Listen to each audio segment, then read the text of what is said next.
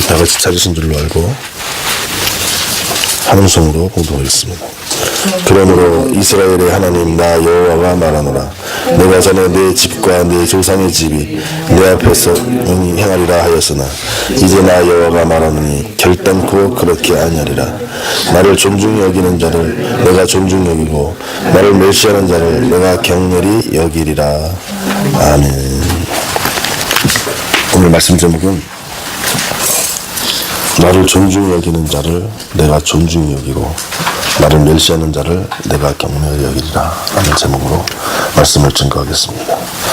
우리 하나님께서는 오늘 엘리 제사장에 대하여서 나를 존중히 여기는 자는 나를 존중히 여기고 나를 멸시하는 자는 내가 경멸히 여긴다 이렇게 말씀하셨습니다.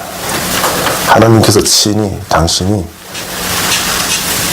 어떻게 행하실 것에 대한 말씀을 하신 겁니다. 우리 하나님은 어떤 하나님이십니까? 진리 하나님이시고 사랑과 공의 하나님이시면서 그 사랑과 공의를 행하실 때 하나님에 대하여 존중하고 사랑하는 자녀들에게는 존중하고 사랑하는 마음으로 갚으시되 하나님을 가볍게 여기고 경멸하는 사람들에게는 하나님께서 그 공의와 정의로 결코 그것을 그냥 버려두지 아니하시고 반드시 갚으신다는 뜻입니다. 우리들이 하나님을 오해할 때가 있습니다. 하나님은 사랑의 하나님이시니까 죽기까지 나를 사랑하셨으니까 내가 함부로 해도 돼. 그래도 용서하실 거야. 이렇게 생각하지만 그것은 현대 신학이 낳은 비극적인 해석이고 하나님은 우리를 사랑하시기 때문에 영원까지 사랑하시기 때문에 반드시 그 행위대로 갚으십니다. 그 행위대로 갚으심을 통해서 그 자녀의 영혼을 구원하시기 때문에 하나님께서는 그 자녀가 하나님을 존중히 여기는가 경멸히 여기는가 그것을 다림줄을 가지고 반드시 헤아리고 계십니다. 성령의 불꽃 같은 눈동자로 그것을 달아보고 계시는 줄 믿으시기를 바랍니다. 오늘 엘리 가문에 대해서 하나님이 분노하셨습니다. 분노하신 나머지 나를 존중히 여기는 자를 내가 존중히 여길 것이고 나를 경멸히 여기는 자를 내가 경멸히 여길 것이야. 이렇게 말씀하십니다. 어떻게 엘리 가문이 하나님을 섬겼습니까? 그 아들 둘이 있는데 홈리와 비나왔습니다. 엘리 제사장은 마지막 사사로 기록될 만큼 사무엘이라고 주장하는 사람도 있지만 그 당시에 권력자요, 종교적인 대표요, 그리고 모든 실권을 가진 사람이었습니다. 이 사람은 마땅히 하나님을 경배해야 되는 사람입니다. 하나님을 경배해야 되는 것이 리더에게 있어서는 자기만의 문제가 아니라 자기 밑에 사람들도 하나님을 경배하도록 이끌어야 될 책무와 그리고 의무가 있는 사람이었습니다. 근데 그 두 아들 홈리와 비나스는 어떻게 했느냐?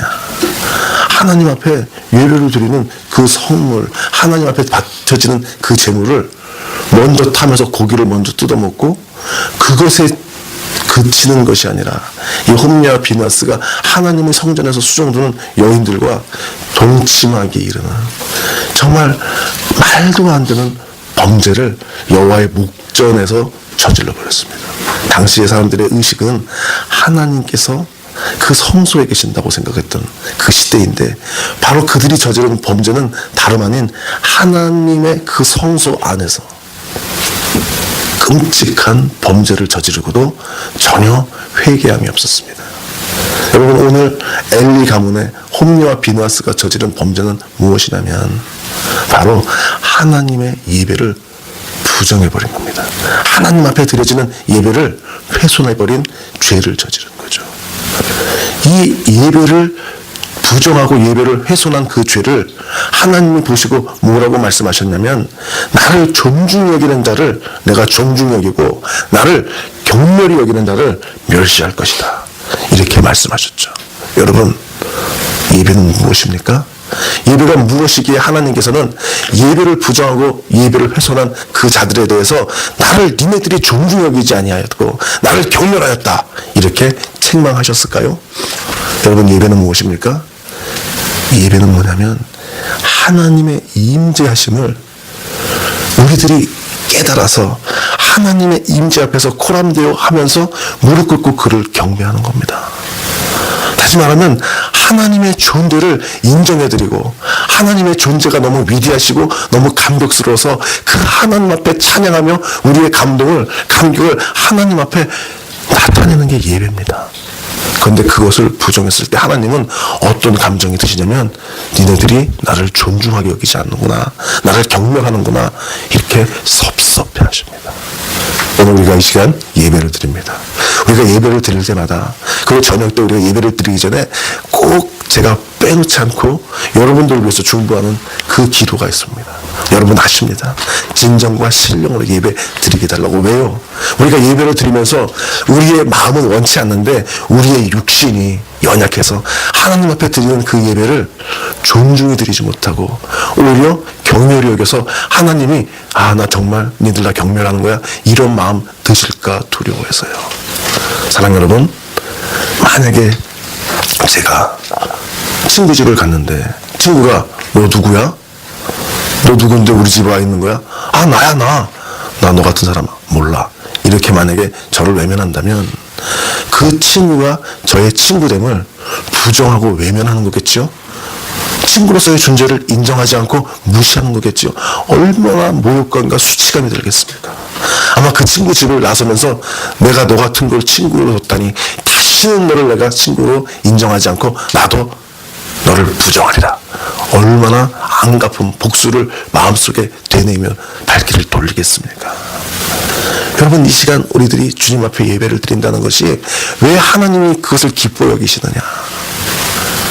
하나님 당신 계신 것을 제가 지금 인정합니다 하고 우리가 이 자리에 주님 앞에 영으로 무릎 꿇고 있기 때문에 하나님이 이 예배를 받으셔서 우리 진솔학교를 20여 년이 되는 동안 예배드릴 그 시간에 예배드릴 어떤 장소에서도 하나님이 우리의 예배를 기뻐 받으셔서 그 예배를 보호하셨다는 겁니다. 우리 진솔학교 악한 사단마귀가 얼마나 예배를 방해하려고 노력했는지 우리들은 압니다. 그러나 단 한 번도 하나님께서 그 예배를 받으시기를 좋아하셨기 때문에 그 예배를 보호하신 것도 여러분 아십니다. 왜요? 예배는 하나님의 존재를 그 자녀들이 인정해드리는 정말 너무나 신비스러운 선언적인 의미가 있기 때문에 그렇습니다. 여러분, 우리 진솔학교가 어디를 가든지 예배 드렸죠? 모스크바에서 예배 드렸어요. 어제 선배 여기 어렸을 때 같이 갔지만 모스크바 크레물린 궁전 앞에서 예배를 드린다는 것은 아마 제가 보기에는 근 1세기 안에는 존재하지 않을 사건이라고 확신합니다. 우리 진솔이 예배를 드렸어요. 그 예배를 하나님 기뻐 받으셨습니다. 왜요? 그때 최소한 2명이 감옥을 갈지라도 이곳에서 우리는 예배를 드리겠습니다. 당시 영어 선생님이 미국 사람이기 때문에 영어 선생님 책임지세요. 만약에 문제가 되면 미국이 당신을 보호할 힘이 있으니까, 그리고 저는 리더니까 당신하고 나는 러시아 감옥에 가더라도 우리 여기서 예배 드립시다. 그리고 우리가 예배를 드렸어요. 하나님이 그거 기뻐 받으셔서 그 일로 인해서 얼마나 진솔학교가 업그레이드되고 하나님의 보호하심과 사랑을 받았는지 지금 생각해보면 그 이후에 하나님께서 이 부지를 매입하게 하셨죠. 이 건물을 다 헌당하게 하셨죠. 정말 기적. 어제 사모님 알겠지만 돈이 어디서 어떻게 오는지 우리는 알지를 못해. 자고 일어나서 보면 통장에 돈이 막 공이 땡땡땡땡땡땡 막 박혀 있는 거야. 몰라 난 이 돈이 왜 들어왔는지. 근데 한 가지 하는 거였어요. 내가 예배를 통해서 하나님을 인정해 드렸더니, 내가 예배를 통해서 하나님의 존재를 선포했더니 하나님께서 네가 나를 존중해 주는구나, 나도 너 존중해 줄게 하시는 그 사건과 사랑의 일들이, 언약들이 이 시간도 저에게 계속 하늘로부터 쏟아지고 있어요. 미국에서 있는 그 기적적인 일을 저는 오늘 아침에도 봤어요. 하나님 아니시면 절대로 가능하지 않았네. 이동희 목사님한테 했더니 이건 기적입니다 말했던데 그 역사가 펼쳐지고 있어요. 나를 존중히 여기는 자를 내가 존중하겠다. 여러분, 예배를 경외로 여기지 마세요. 홈리와 비나스가 망한 이유가 뭐냐면 엘리야는 멸문지화를 당한 게 무엇이냐면 그 예배를 경외로 여겼어. 예배는 무엇입니까? 하나님의 존재를 부정하는 거예요. 예배를 경외한다는 건 하나님 안 계실 거야, 하나님 뻥쟁이야, 이렇게 얘기하는 거예요. 여러분, 예배를 존중히 여긴다는 건 두 번째는 뭐냐면 하나님께서 하나님의 자녀를 사랑하기 위해서 하나님의 자녀들이 어떻게 하나님을 섬겨야 되는 것을 가르치셨어요, 법으로. 여러분, 우리도 그러지 않습니까? 어떤 사람 막 버릇 나쁘면 뭐라 합니까? 아이고, 저거 가정교육이 잘못됐구만, 이렇게 얘기합니다. 근데 어떤 사람이 막 이렇게 얘기하면 당장 이렇게 얘기하죠. 니네 할아버지 누구시냐? 니네 아빠 누구시냐? 아, 참 너 자세가 바르다. 참 좋은 직원이구나. 이렇게 당장 부모님이 칭찬됐습니다. 왜요? 왜 내가 잘했는데 부모님이 칭찬을 받습니까? 왜 내 예의가 바른데 우리의 가정교육이 잘 됐다고 우리 집안이 사람들에게 인정을 받습니까? 왜냐하면 자녀를 사랑하는 부모님들은 그 자녀가 잘 되라고 무엇을 시킵니까? 예의 범절을 가르쳐요. 가정교육을 가르쳐요. 이럴 때는 이렇게 하고 이럴 때는 저렇게 하라고 가르칩니다. 자녀를 사랑하는 부모일수록 철저하게 가르칩니다. 자녀를 사랑하는 하나님께서 그 자녀가 잘 되도록 가르치시는 건 너무나 당연하죠. 그 중에 가장 중요한 게 무엇이냐면 이 천지를 지으신 하나님, 그 당신을 경배하는 법을 가르치는 게 가장 중요하고 가장 고상한 지식입니다. 그래서 신명기 레위기를 통해서 하나님이 쫙 가르쳐 놓으셨죠. 예배를 부정하는 거는 그것을 부정하는 거예요. 안 지키는 거예요. 하나님께 드려진 그 재물을 제사장에는 건들 수 없는데 제사장의 아들이라고 함부로 뜯어먹고 하나님의 성막에서 하나님의 지성소에서 수종드는 여인을 범해서 동침해 버리고 이 악한 행동을 저지른 건 뭐냐면 하나님의 가르침을 정면으로 위배하는 거예요. 하나님이 이들을 어떻게 하냐면 목이 꺾여서 전쟁터에서 죽게 만들었어요. 엘리 제사장은 목이 꺾여서 죽었어요. 그 두 아들은 전쟁터 나가가지고 이 두 아들이 죽은 것도 네가 보세 교훈이라고 그러잖아요. 얼마나 정말 가증스럽고 정말 얼마나 교만되게 행하다가 죽습니까? 하나님의 언약궤를 전쟁터에 끌고 가.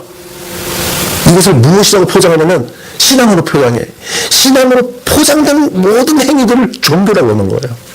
그래서 이걸 이용해서 사람들의 사기를 올리려고 하는 거야. 봐라, 하나님의 언약궤, 당신들이 믿는 하나님의 언약궤가 전쟁터에 나가면 하나님은 살아계신 신이니까 우리가 이길 거야. 그런데 우리 하나님은 전쟁 나부랭이에 이용될 하나님이 아니시거든요. 하나님은 전쟁터에 가서 그 언약궤 당신이 적군의 손에 탈취되더라도 적군이 절대로 훼손할 수 없거든요. 홈냐 비냐스는 이걸 몰랐어요. 하나님을 부정하는 자이기 때문에 하나님의 신성의 거룩하심을 이해를 못했어요. 그래서 이렇게 생각한 거예요. 아, 하나님은 스스로는 포로가 되지 않으실 거야. 그거 싫어하실 거니까. 왜냐면 포로되면 적군에게 학대받은 것이 분명히 원하지 않으니까 분명히 포로되는 걸 싫어하시고 그러니까 그 하나님이 전쟁을 이기게 하실 거야. 얼마나 하나님에 대해서 오해하고 모독하는 행위를 저지른 겁니까? 그 전쟁터에서 그 홈니와 그 비나스가 죽어버렸습니다. 사랑하는 여러분, 오늘 우리들이 예배라는 것은 삶의 예배를 의미하는 거예요. 우리들이 지금 하나님 앞에 정말 하나님의 존재를 인정하고 하나님을 존중 여기는 자는 이 시간이 끝나서 나의 모든 생활에 있어서 그 하나님이 나와 함께 하시고 그 하나님이 나를 다스리시고 그 하나님을 향해서 내가 수도꼭지 하나 들 때에도 그 하나님을 인정하면서 그 하나님 앞에 무릎 꿇는 그 자녀됨을 인정하는 겁니다. 아멘.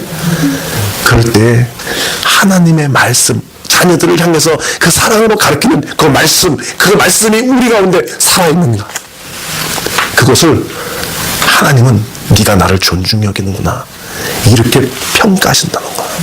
홈리와 비느하스에 대해서만 청량줄을 두신 게 아닙니다. 홈리와 비느하스에 대해서만 다림줄을 내리셔서 그들만 측량하신 게 아닙니다. 우리들의 삶의 예배 가운데서도 너 내 말을 정말 존중히 여기냐, 내 말을 잘 따르냐, 이것을 보시고 전혀 우리들의 외식과 가식에 속아 넘어가지 아니하시고 우리들의 중심을 달아보셔서 그 삶의 예배 가운데 네가 정말 나를 살아있는 전능하신 하나님으로 인정한다면 이런 행동은 안 했을 텐데 라고 평가하실 수도 있다는 겁니다. 사랑하는 여러분, 다윗이요, 그 자기 가족과 자기 가족들 시수들이 다 아말렉에게 잡혀갔을 때에 그 궁급한 지경을 당해서 막 자기 부하들이 돌로 자기를 치려가는 그 순간에 하나님의 은혜로 그들을 쫓아가서 자기 식구를 데리고 오려고 막 추격하지 않습니까? 그때 애굽 소년 하나를 만났는데 광야에서 버려져 있는 다 죽어가는 병든 소년을 만나잖아요. 그런데 이 다윗이 자기 식구를 구출하려는 그 다급한 순간에도 그 애굽 병든 소년 나베로팀은 그 광야에서 실랑에 뜯겨줬든지 독소한테 쪼여줬든지 그 소년을 구원해서 그를 일단 치료하지 않습니까? 그 급하고 다급한 시간에 놀라운 거는 그 죽어가는 소년을 겨우 깨워 살렸더니 치료해줬더니 이 소년이 핵심 정보를 알고 있는데 자기의 가족들이 누구한테 잡혀갔는지부터 그들이 어디 있는지를 쫙 가르쳐주네. 우연입니까? 하나님의 기적이죠. 아멘. 하나님의 능력을 베푸셔서 그 소년을 거기다 놓으셨죠. 그런데 왜 그런 은혜를 다윗이 받습니까? 하나님이 인생을 사랑하시는 그 긍휼과 자비의 마음을 하나님께서 다윗에게 주셨는데 그 주신 그 마음이 다윗에게 얼마나 작동되는지, 여호와 하나님의 말씀이 다윗의 가운데 살아있는지 안 있는지 그 광야를 통과할 때 한번 테스트 하시는 거죠. 템테이션이 아니고, 너 정말 나를 존중히 여기느냐? 네 마음 가운데 나의 사랑과 긍휼과 자비의 마음이 있느냐? 다윗은 거기서 됐습니까? 하나님을 사랑하는 사람답게 하나님의 말씀 그대로를 따라서 그 소년을 그 당시에 사랑했어요. 저 소년을 치료해서 정보를 빼내야지가 아니라 그냥 불쌍한 소년 살려야지 사랑했어요. 그 하나님의 말씀을 순종해서 사랑하고 자비와 긍휼을 베풀었을 때 아주 우연 같지만 절대적인 필연으로 하나님이 역사하셔서 핵심 정보가 거기서 쏟아져 나오는 겁니다. 하나님을 존중하는 자를 하나님은 존중히 여기십니다. 하나님을 멸시하는 자를 하나님이 격렬히 여기십니다. 사랑하는 여러분, 하나님 존중한다는 거, 하나님의 존재를 존중한다는 것뿐만 아니라 하나님이 말씀하신 그 말씀을 존중히 여긴다는 겁니다. 그러면 하나님이 정말로 존중히 여기세요. 하나님이 나를 사랑하고 네 이웃을 사랑하라 말씀하신 그대로 사랑했더니 정말 그 사랑의 보화들이 다윗에게 쏟아져 내리는 거 아닙니까? 여러분, 풀목불 앞에서 다니엘의 새 친구, 그 새 친구가 하더라고, 그래서 아벤누고가 그 느부갓네살 왕이 니네들 다른 왕 신에게 나 왜 다른 사람에게 경배하면 죽여버릴 거야 막 이러는데 그 다니엘의 새 친구가 왕이요, 그러실 필요가 없습니다. 당신이 우리를 죽이려고 풀무불에 집어넣어도 우리 하나님이 우리를 죽지 않게 하실 겁니다. 그런데 그리 아니하실지라도 우리는 당신에게 경배할 일이 없습니다. 오직 하나님께만 경배합니다. 여러분, 그 다니엘의 새 친구가 풀무불에 들어갔습니까? 안 들어갔습니까? 들어갔습니다. 근데 그들이 살아나왔습니까? 아니면 죄가 돼서 흔적도 없이 사라졌습니까? 살아나와서 역사에 그들의 이름이 명백하게 기록되어 있습니다. 왜요? 하나님이 남의 다르신을 섬기지 말라. 그 하나님께서 하나님 경배하는 가장 중요한 법으로 주신 그 말씀을 이들이 절대적으로 믿고 결코 위반하지 않았기 때문에 하나님이 그렇게 니네들이 나를 존중히 여기는구나. 나를 존중히 여겨서 내 말을 존중히 여기고 내 말을 존중히 여기니까 내 말을 믿어서 그대로 행하는구나. 그럼 나도 너희를 존중히 여길 때 풀무불도 상치 못합니다. 낮의 해와 밤의 달이 너희를 상치 못해요. 사자와 뱀을 발로 눌러버립니다. 아멘. 사랑하는 여러분, 하나님을 믿는 자녀를 하나님께서 그 믿음대로 이루어 주시잖아요. 맞습니까? 왜 그렇습니까? 하나님의 그 말씀을 믿는다는 것이 하나님의 존재를 믿을 뿐만 아니라 하나님의 성품과 하나님의 능력까지도 믿는 너무나 중요한 행위이기 때문에 그렇습니다. 여러분, 특별히 수능만에게 도전합니다. 여러분, 절대로 수시를 믿지 마세요. 수능을 믿지 마세요. 더 나가서 또 수능을 위해서 기도하면서 막 수시 여기 가면 될까 저기 가면 될까. 아니요. 여러분이 믿을 거는 오직 여러분들이 날마다 무릎 꿇어 기도하는 하나님밖에 없어요. 여러분, 인간의 역사가 계속 발전한다 생각하지 마세요. 인류文明이 계속 인간에게 유익할 거다 생각하지 마세요. 저는 어제 어직 선배님의 후배를 사랑하는 마음으로 한 그 강의를 들으면서 이 세상이 너무나 다양하게 바뀌지만 한편으로는 섬뜩한 마음이 드는 거야.